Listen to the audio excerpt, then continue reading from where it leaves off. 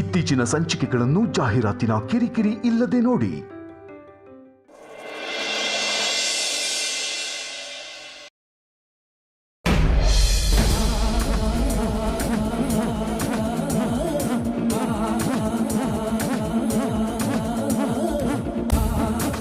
ಅಯ್ಯೋ ಮೇಡಮ್ ಒಂದೆರಡು ಸಾಹೇಬ್ರು ಬಂದ್ರೆ ಮಾತಾಡ್ಸ್ಕೊಂಡು ಸಾಹೇಬ್ರು ಬಂದ್ರೆ ನಮಗೊಂದು ಅವಕಾಶ ಕೊಡಿ. ಆಗಲ್ಲ ಮೇಡಮ್.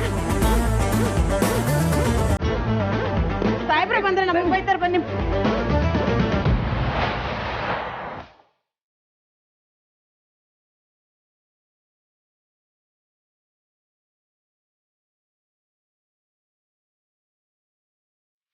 ಅಮ್ಮ, ಅಪ್ಪ ಯಾವ ತಪ್ಪು ಮಾಡಿಲ್ಲ, ಅವ್ರಿಗೇನು ಆಗಲ್ಲ, ನಿಮ್ಗೆ ಹೆದರಬೇಡಿ.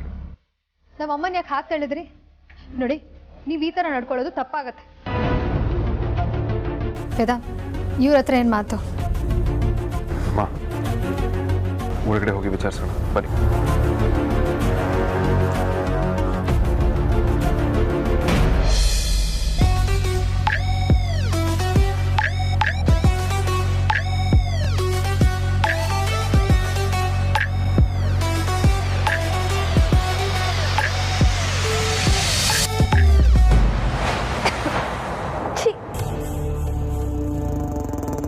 ಏನಾದ್ರೂ ಜ್ಯೂಸ್ ಅಂತಾರ? ನೀನ್ ತಲೆ ಕೆಟ್ಟಿದ್ಯಾ? ಸಕ್ಕರೆ ಹಾಕೋ ಬದಲು ಉಪ್ಪು ಹಾಕಿದ್ಯಲ್ಲ. ಉಪ್ಪು ನೀರು ಕುಡಿಸಿ ನನ್ನ ಸಾಯಿಸ್ಬೇಕು ಅಂತಿದ್ಯಾ? ನಿನ್ನ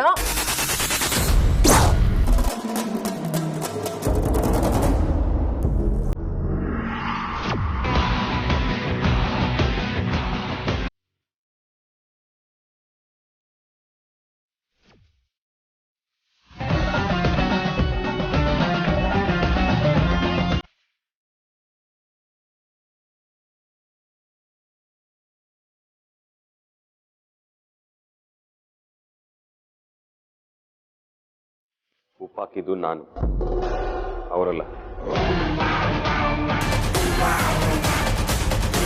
ನೀನಾ? ಯಾಕೆ? ಉಪ್ಪು ಹಾಕಿದ್ದೀರಾ ಅಥವಾ ವಿಷ ಹಾಕಿದ್ದೀರಾ? ಇಬ್ರು ಸೇರಿ ನನ್ನನ್ನ ಸಾಯಿಸ್ಬೇಕು ಅಂತಿದ್ದೀರಾ? ನನಗೆ ಬರ್ತಾರ ಕೋಪಕ್ಕೆ ಮಿಸ್ಸಾಗಿ ಉಪ್ಪು ಹಾಕ್ತೆ ಅಷ್ಟೇ. ವಿಕ್ರಾಂತ್,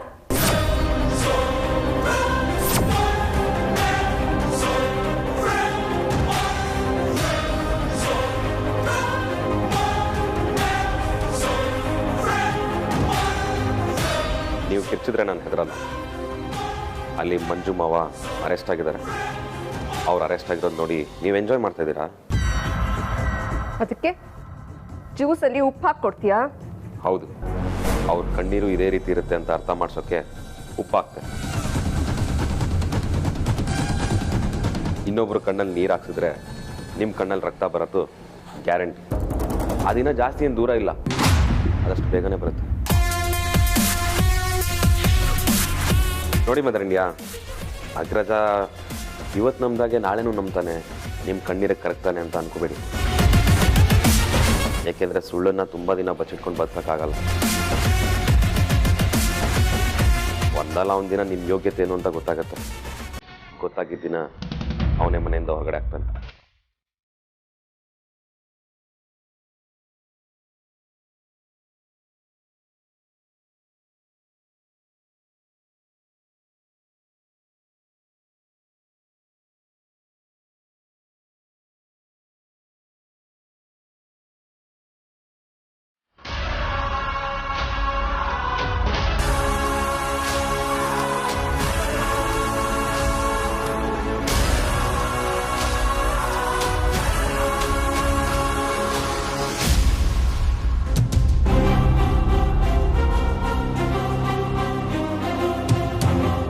ಇನ್ಸ್ಪೆಕ್ಟರ್ ವೇದಾಂತ್ ವಸಿಷ್ಠ, ನೀವು ಅರೆಸ್ಟ್ ಮಾಡಿದಿರಲ್ಲ ಮಂಜುನಾಥ್, ಅವ್ರನ್ನ ಮಾವ ಆಗ್ತಾರೆ.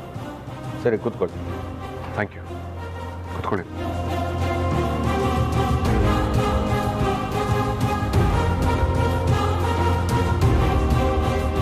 Sir, if you don't mind, ಯಾವ ಬೇಸಿಸ್ ಮೇಲೆ ನಮ್ಮ ಮಾವನ ಅರೆಸ್ಟ್ ಮಾಡಿದ್ದೀರಾ ಅಂತ ತಿಳ್ಕೊಳ್ಬೋದಾ? ನೀವು ನೋಡಿದ್ರೆ ನಿಮ್ಮ ಮಾವ ಅಂತ ಹೇಳ್ತಾ ಇದ್ದೀರಾ. ನಿಮ್ಮ ಮಾವ ಆಗಿದ್ಕೊಂಡು ಇಂಥ ಕೆಲಸ ಮಾಡ್ಬೋದೇನ್ರಿ? ನಿಮ್ಮಂಥ ದೊಡ್ಡವರೆಲ್ಲ ಇದೇ ಕತೆ. ಇದೇ ನಾನು ಟ್ರಿಗರ್ ಮಾಡೋದು. ಒಳ್ಳೆತನದಲ್ಲಿ ಪ್ರಶ್ನೆ ಕೇಳಿದಾಗ ನೀವು ಅದೇ ರೀತಿ ರೆಸಿಪ್ರೋಕೇಟ್ ಮಾಡಬೇಕು. ಡೈರೆಕ್ಟಾಗಿ ವಿಷಯಕ್ಕೆ ಬನ್ನಿ. ನಿಮ್ಮ ಮಾವ ಶ್ರೀಗಂಧ ದೋಸ್ತ್ ಸ್ಮಗ್ಲಿಂಗ್ ಮಾಡಿದ್ದಾರೆ. ಸ್ಮಗ್ಲಿಂಗ್ ಕೇಸಲ್ಲಿ ಅರೆಸ್ಟ್ ಮಾಡಿದ್ದೀವಿ.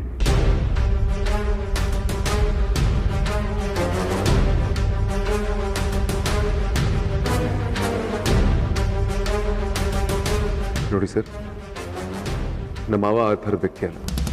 ಅವ್ರು ತುಂಬ ಒಳ್ಳೆಯವರು. ಇಲ್ಲಿ ಸಮಥಿಂಗ್ ಇಸ್ ರಾಂಗ್.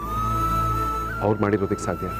ಸಾಕ್ಷಿ ಸಮೇತ ಸಿಕ್ಬಿದ್ದಿದ್ದಾರೆ ಅಂದಮೇಲೆ ನಾ ಮಿಸ್ಅಂಡರ್ಸ್ಟ್ಯಾಂಡಿಂಗ್ ಹೇಗಾಗುತ್ತೆ ರೀ?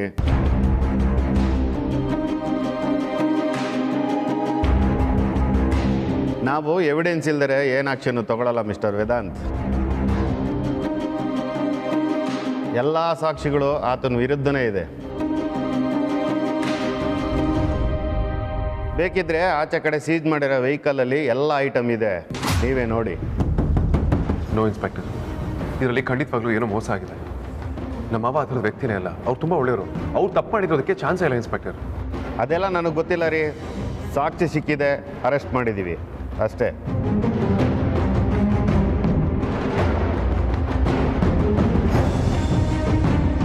ನಾವು ಸುಳ್ಳು ಹೇಳ್ತಾ ಇದ್ದೀವಿ ಅಂದರೆ ಬೇಕಿದ್ರೆ ಆ ಹುಡುಗಿನೇ ಕೇಳಿ ನೋಡಿ.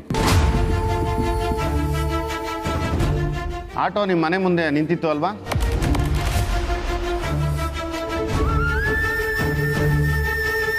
ಅದರೊಳಗಡೆ ಶ್ರೀಗಂಧ ನೀವು ನೋಡಿದ್ರಿ ಅಲ್ವಾ?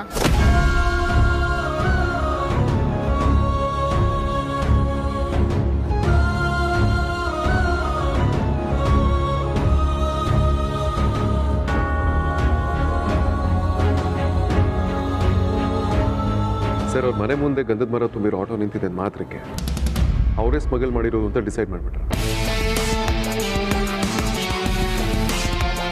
ಎಲ್ಲ ಕೇಸ್ಗಳಿಗೂ ನಾನಾ ಥರದ ಮುಖಗಳಿರುತ್ತೆ. ಬೇರೆ ಆ್ಯಂಗಲಿಂದ ಇನ್ವೆಸ್ಟಿಗೇಷನ್ ಮಾಡಬೇಕು ಅಂತ ನಿಮ್ಗೆ ಅನಿಸ್ತೀವಿ. ನಮ್ಮ ಕೆಲಸ ನಮ್ಗೆ ಏನು ಮಾಡಬೇಕು ಅಂತ ಗೊತ್ತಿದೆ ಮಿಸ್ಟರ್ ವೇದಾಂತ್. ನಮಗೆ ಅಡ್ವೈಸ್ ಮಾಡೋಕ್ಕೆ ನೀವು ಬರಬೇಡಿ. ನೀವೇನೇ ಮಾತಾಡೋದಿದ್ರು ಕೋರ್ಟಲ್ಲಿ ಮಾತಾಡಿ. ಶ್ಯೂರ್. FIR ಕಾಪಿ ಕೊಡಿ. ಬೇಕಿದ್ರೆ ಆನ್ಲೈನಲ್ಲಿ ತಗೊಳ್ಳಿ. Sure. If you don't mind, ನಮ್ಮ ಮಾವನ ಜೊತೆ ಸ್ವಲ್ಪ ಮಾತಾಡ್ಬೋದು. Please show.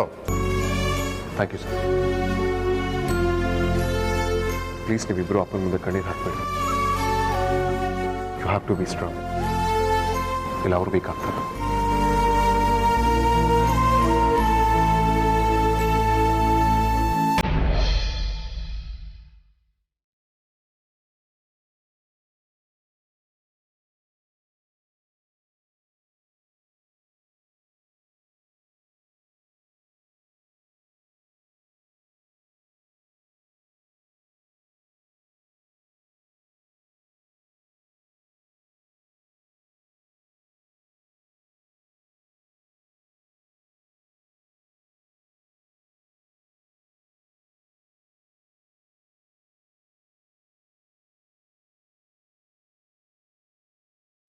ಪಾಪ ಅಪ್ಪ ಯಾರಿಗೂ ಮೋಸ ಮಾಡಿದವರಲ್ಲ, ಒಂದು ಕೆಟ್ಟದ್ದು ಬಯಸಿದವರಲ್ಲ.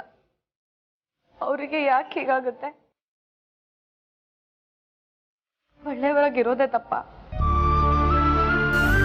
ಈ ಥರ ಆಗುತ್ತೆ ಅಂತ ಅನ್ಕೊಂಡಿರ್ಲಿಲ್ಲ.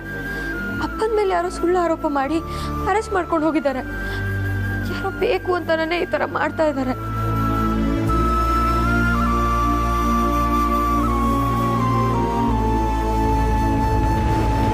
ಒಳ್ಳೆಯವ್ರಿಗೆ ಯಾವತ್ತೂ ಕೆಟ್ಟದಾಗಲ್ಲ. ನಮ್ಮಪ್ಪ ಏನೂ ತಪ್ಪು ಮಾಡಿಲ್ಲ ಅನ್ನೋ ನಂಬಿಕೆ ನನಗಿದೆ. ಅವ್ರು ಆದಷ್ಟು ಬೇಗ ಹೊರಗಡೆ ಬಂದೇ ಬರ್ತಾರೆ. ವೇದಾಂತ್ ಬಾಬಾ ಅವ್ರನ್ನ ಕರ್ಕೊಂಡು ಬಂದೇ ಬರ್ತಾರೆ. ನೀವಿಬ್ರು ಧೈರ್ಯವಾಗಿರಿ.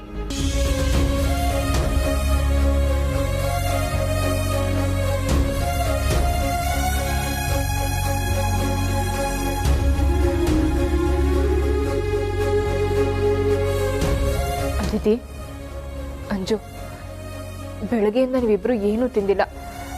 ಈ ಥರ ಉಪವಾಸ ಇರೋದು ಆರೋಗ್ಯಕ್ಕೆ ಒಳ್ಳೇದಲ್ಲ. ಬನ್ನಿ, ಒಂಚೂರು ಏನಾದರೂ ತಿನ್ನಿ. ಬೇಡ ಅಕ್ಕ, ಹಸ್ವಿಲ್ಲ. ಹಸ್ವಿಲ್ಲ ಅಂದರೆ ಹೇಗೆ? ಏ ಅಂಜು, ನೀನಾದರೂ ಊಟ ಮಾಡುವ. ಬೇಡ ಅಕ್ಕ, ನನಗೂ ಹಸುವಿಲ್ಲ. ಯಾಕೆ ನೀವಿಬ್ರು ಈ ಥರ ಮಾಡ್ತಿದ್ದೀರಾ? ಅಲ್ಲ, ಯಾರ್ದೋ ಮೇಲಿನ ಕೋಪನ ಊಟದ ಮೇಲೆ ಯಾಕೆ ತೋರಿಸ್ತಿದ್ದೀರಾ? ಅಕ್ಕ ಒಂದ್ಸತಿ ಹೇಳಿದ್ರೆ ನಿಂಗೆ ಯಾಕೆ ಅರ್ಥ ಆಗ್ತಿಲ್ಲ? ಪದೇ ಪದೇ ಕೇಳಬೇಡ. ಬೇಡ ಅಂದರೆ ಬೇಡ ಅಷ್ಟೇ. ಹೌದಾ? ಆಗಿದ್ರೆ ಸರಿ ಬಿಡು. ಅವಳೇನೆ ಮಾಡಲು ನಿಂಗೆ. ಬೆಳಗ್ಗೆಯಿಂದ ಅವಳೇನು ತಿಂದಿಲ್ಲ ಗೊತ್ತಾ? ಯಾಕೆ ಆ ಥರ ಅವಳ ಮೇಲೆ ರೇಗಾಗ್ತಿದೀಯಾ?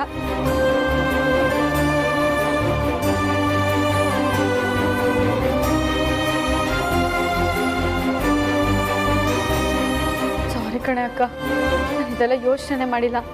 ಇಷ್ಟೊತ್ತಾದರೂ ಯಾಕೆ ಏನೂ ತಿಂದಿಲ್ಲ? ನೀನು ಆರೋಗ್ಯದ ಕಡೆ ಸ್ವಲ್ಪ ಗಮನ ಕೊಡಬೇಕು ತಾನೆ. ಇದರಿಂದ ನಿನಗಷ್ಟೇ ಅಲ್ಲ, ಪಾಪುಗೂ ಎಫೆಕ್ಟ್ ಆಗುತ್ತೆ. ಚಿರು, ನಾನೇ ತಿಂಡಿ ಹಾಕೊಂಬರ್ತೀನಿ. ಒಂದು ನಿಮಿಷ ಬಂದೇ ಇರು.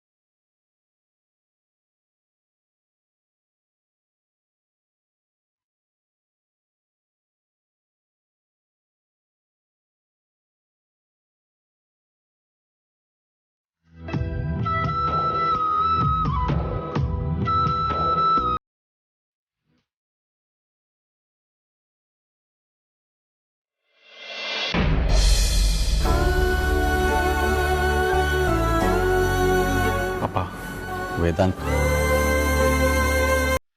ದಯವಿಟ್ಟು ನನ್ನನ್ನು ಕ್ಷಮಿಸ್ಬಿಡಪ್ಪ.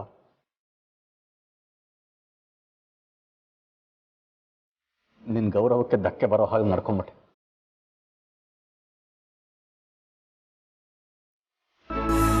ಅಪ್ಪ, ನೀವು ದೊಡ್ಡವರು, ಈ ರೀತಿ ಎಲ್ಲ ಮಾತಾಡಬಾರ್ದು. ಹೆಣ್ಕೊಟ್ಟು ಮಾವ, ಕಣ್ಕೊಟ್ಟು ದೇವರು ಅಂತ ಹೇಳ್ತಾರೆ. ನಾನು ಯಾವತ್ತಿಗೂ ನಿಮ್ಮನ್ನು ಆ ಸ್ಥಾನದಲ್ಲಿ ನೋಡೋದಕ್ಕೆ ಇಷ್ಟಪಡ್ತೀನಿ.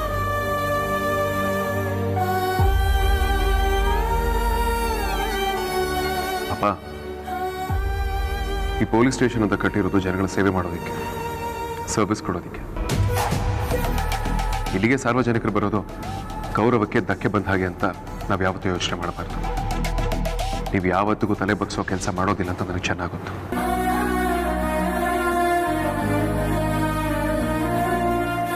ಯಾರೋ ಮಾಡಿರೋ ತಪ್ಪಿಗೆ ನೀವ್ಯಾಕೆ ತಲೆ ತೆಗೆಸ್ತೀರ? ನಿಮ್ಮ ಜೊತೆ ನಾರಿದ್ದೀನಿ. ಎಷ್ಟೇ ಕಷ್ಟ ಬಂದು ನಮ್ಮನ್ನು ಇಲ್ಲಿಂದ ಹೊರಗಡೆ ಕರ್ಕೊಂಡು ಬರ್ತೀನಿ. ಹೆದರಬೇಡಿ.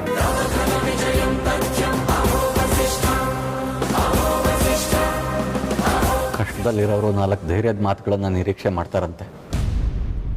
ಒಂದೆರಡು ಸಾಂತ್ವನದ ಮಾತುಗಳನ್ನು ಎದುರು ನೋಡ್ತಾ ಇರ್ತಾರಂತೆ.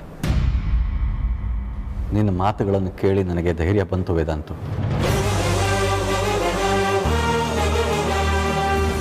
ಇನ್ನು ನನಗೇನಾದರೂ ಪರವಾಗಿಲ್ಲ.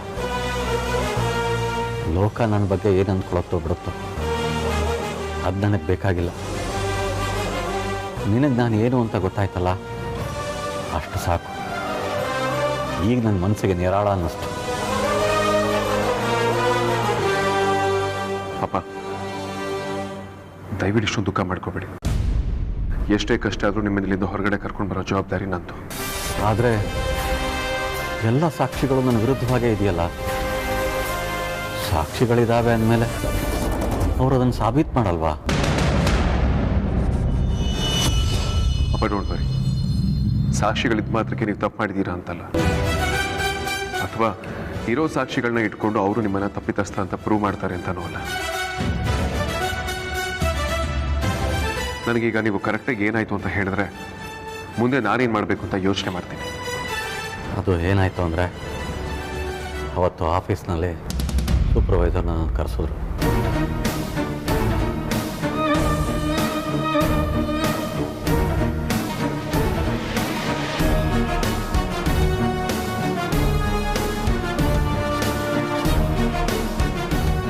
ಲಗೇಜ್ ಗಾಡಿ ಇದೆ, ಅದರೊಳಗೆ ಇಂಪಾರ್ಟೆಂಟ್ ಗೂಡ್ಸ್ ಇದೆ. ಅದು ನಾಳೆ ಬೆಳಗ್ಗೆ ಮಲ್ಲಿಗೆಪುರಕ್ಕೆ ತಲುಪಿಸ್ಬೇಕು. ಅದಕ್ಕೆ ಇವತ್ತೊಂದು ದಿನ ಇವ್ರ ಗಾಡಿನ ನಿಮ್ಮ ಮನೆ ಮುಂದೆ ನಿಲ್ಲಿಸ್ಬೋದ?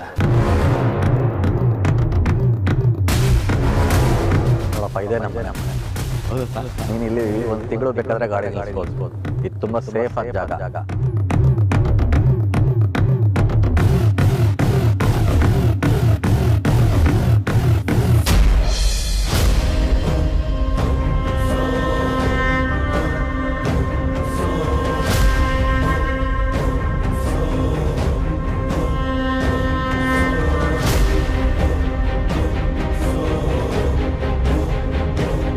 ನೋಡು, ಅವನು ಮಾತಾಡ್ತಿರೋ ಫುಟೇಜಲ್ಲಿ ಅದೇ ಟೈಮಲ್ಲಿ ನಾನು ಹೇಳಿರೋದು ಆಡಿಯೋ ಬರಬೇಕು. ಅರ್ಥ ಆಯ್ತಾ? ನಾನು ಹೇಳಿದ್ನಲ್ಲ, ಆ ಥರ ಆಡಿಯೋ ಹಾಕೋಕ್ಕಾಗತ್ತಾ? ಆರಾಮ್ಸೆ ಮಾಡ್ಬೋದು ಸರ್. ಇವಾಗಿರೋ ಸಾಫ್ಟ್ವೇರ್ಗಳಲ್ಲಿ ವಾಯ್ಸ್ ಚೇಂಜ್ ಮಾಡೋದವ್ರ ಕೆಲಸನೇ ಅಲ್ಲ. ಬೇಕಿದ್ರೆ ನಿಮ್ಮ ಮುಂದೆನೇ ಮಾಡಿ ತೋರಿಸ್ತೀನಿ ನೋಡಿ.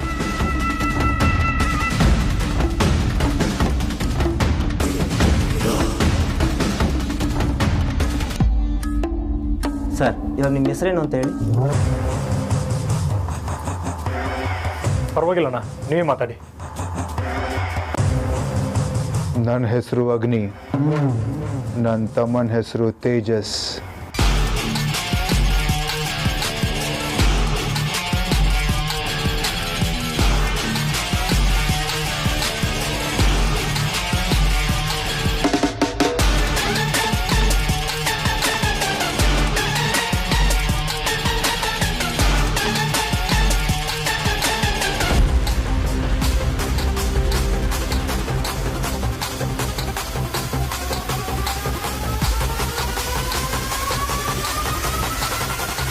ಇವಾಗ ಕೇಳಿಸ್ಕೊಡಿ ಸರ್. ನನ್ನ ಹೆಸರು ಅಗ್ನಿ, ನನ್ನ ತಮ್ಮನ ಹೆಸರು ತೇಜಸ್.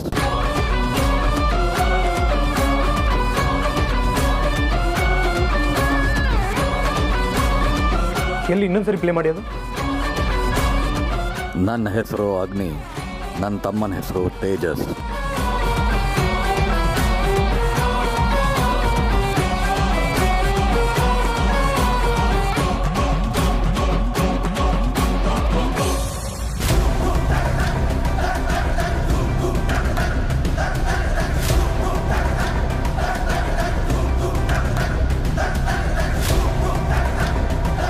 ಈಗ ನಾನು ಹೇಳಿ ಥರ ಮಾಡೋಕ್ಕಾಗತ್ತಾ? ಹೇಗಿದ್ರು ಆ ವ್ಯಕ್ತಿದು ಸ್ಯಾಂಪಲ್ ವಾಯ್ಸ್ ಇದೆಯಲ್ಲ ಸರ್, ಅವ್ರ ವಾಯ್ಸಲ್ಲಿ ಏನು ಬೇಕಾದರೂ ಹೇಳಿಸ್ಬೋದು. ಯಾರಿಗೂ ಏನೂ ಡೌಟ್ ಬರಲ್ಲ.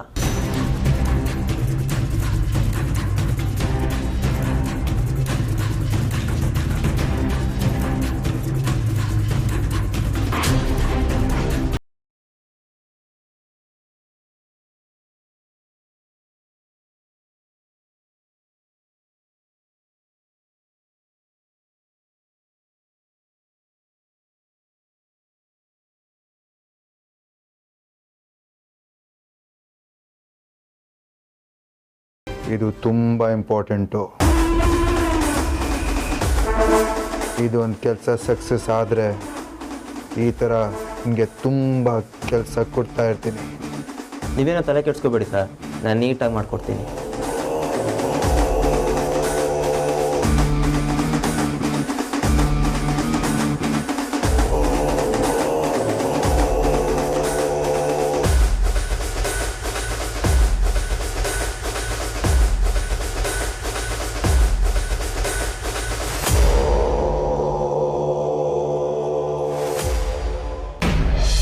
ಇನ್ನು ಮುಂದೆ ನೀವು ಹೆದರ್ಕೊಬಿಡಿಯಪ್ಪ. ಆಟೋನ ನಿಮ್ದಲ್ಲ ಅಂದಮೇಲೆ ಅದರಲ್ಲಿರೋ ವಸ್ತುಗಳು ನಿಮ್ದು ಹೇಗಾಗುತ್ತೆ? ಅದಕ್ಕೂ ನಿಮಗೂ ಯಾವ ಸಂಬಂಧನೂ ಇಲ್ಲ. ನೀವು ಈ ಕೆಲಸ ಮಾಡೋದಿಲ್ಲ ಅಂತ ಪ್ರೂವ್ ಮಾಡೋದಕ್ಕೆ ಜಾಸ್ತಿ ಸಮಯ ಬೇಕಾಗಿಲ್ಲ. ಇಲ್ಲೇನೋ ಎಡವಟ್ಟಾಗಿದೆ ಅಂತ ತುಂಬ ಕ್ಲಿಯರಾಗಿ ಗೊತ್ತಾಗ್ತದೆ. ಅದನ್ನು ನಾನು ಡಿಕೋಡ್ ಮಾಡ್ತೀನಿ, ನೀವು ಯೋಚನೆ ಮಾಡಬೇಡಿ. ನಿಮ್ಮ ಸೂಪರ್ವೈಸರ್ ನಂಬರ್ನ ಕಲೆಕ್ಟ್ ಮಾಡಿ ಆಟೋ ಯಾರ್ದು, ಯಾರ ಹೆಸರಲ್ಲಿದೆ, ಎಲ್ಲ ಡೀಟೇಲ್ಸ್ಗಳನ್ನು ತಿಳ್ಕೊಳ್ಳಿ. ನಿಮ್ಮನ್ನು ಆಚೆ ಕರ್ಕೊಂಬರೋ ಜವಾಬ್ದಾರಿ ನಾನು.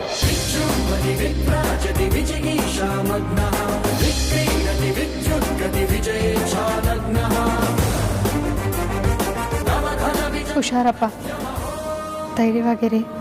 ನೀವು ಆದಷ್ಟು ಬೇಗ ಹೊರಗಡೆ ಬರ್ತೀರಾ.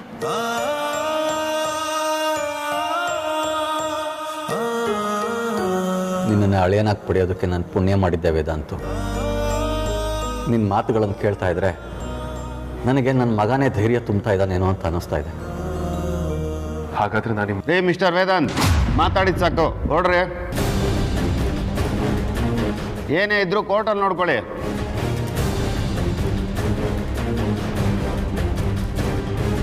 ನಾನಿದ್ದೀನಪ್ಪ, ಟೇಕ್ ಕೇರ್.